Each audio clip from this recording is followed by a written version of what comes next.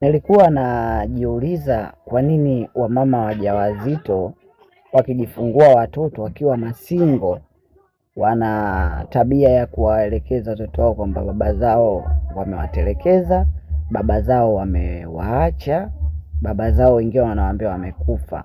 Bwana katika uchunguzi niliofanya, kusema ukweli, wamama wajawazito ambao wanalea watoto zao wenyewe kuanzia mimba mpaka wanajifungua wana haki ya kufanya hicho kitu.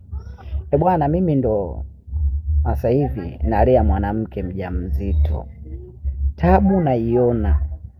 Yaani tofautisha na kula, lakini kuna vitu vingi sana. Mara unamsikia anaumwa hiki, mara kliniki, mara vile. Unaweza ukakaa ukamwacha mzima nyumbani, ukarudi ukamkuta, ukapigiwa simu ukamkuta anaumwa oyo, unaenda hospitali na kutoka hela ndefu kila wakati.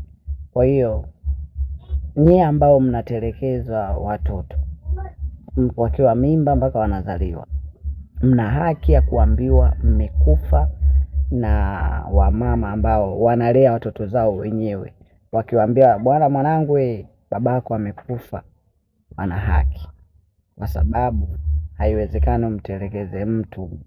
Tabu unayoipata mimi anaipata yeye mwanamke, yani kulea ile mimba yake mwenyewe, mara kaumwa mara vile, alafu aseme mtoto wako kuna baba yako ipo sehemu fulani. No, wana haki, wana haki. Kama hujawahi kulea mtu mwenye mimba au hujawahi kulea mtoto, hayo mambo huwezi kunielewa. Lakini wanaolea wanajua, wanaume wanaolea wanajua wana haki ya kufanya hivyo.